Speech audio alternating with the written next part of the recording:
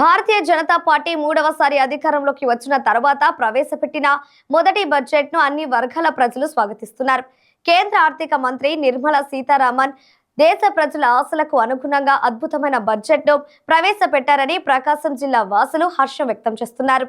కేంద్ర ప్రభుత్వం బడ్జెట్ పై వివిధ వర్గాల ప్రజలు మాట్లాడుతూ రైతులు, విద్యార్థులు, సాంకేతిక రంగాలకు ఈ బడ్జెట్ లో పెద్దపీట వేయడం జరిగిందన్నారు.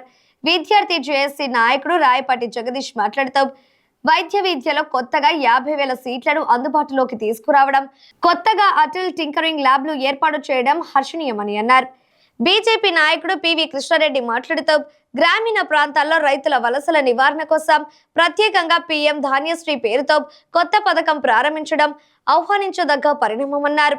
నిరుద్యోగ యువతకు ఉద్యోగ ఉపాధి అవకాశాలు కల్పించే విధంగా 2025-26 బడ్జెట్ నిర్మలా సీతారామన్ గారు ప్రవేశపెట్టడం జరిగింది. ప్రతి స్కూల్లో కూడా అదేవిధంగా వైద్య సీట్లు కూడా 50,000కు పైగా పెంచడం వల్ల ఈరోజు గ్రామీణ ప్రాంతాల్లో కూడా వైద్య విద్య అందుబాటులోకి వచ్చింది. డాక్టర్లు కూడా ఎక్కువ రావడం వల్ల ప్రతి ఒక్క గ్రామంలో కూడా మరి వైద్య సహాయం అందే విధంగా చర్యలు తీసుకున్నారు. ఎందుకంటే గతంలో కరోనా టైంలో భారతదేశంలో డాక్టర్లు కరువయ్యారు.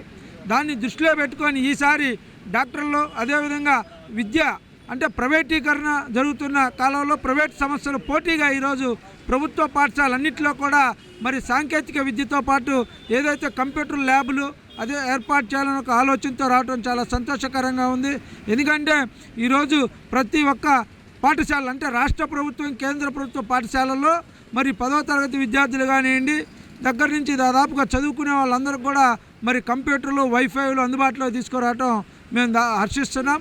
మరి ఉద్యోగ ఉపాధి అవకాశాలు ఈ విధంగా మరి భారతదేశం ప్రపంచంతో పోటీ పడే విధంగా ముందుకు పోవాలని కోరుకుంటున్నాం. కేంద్రం వచ్చేసి ఒక ఆశాజనకమైన బడ్జెట్ ఈరోజు ప్రవేశపెట్టడం జరిగింది.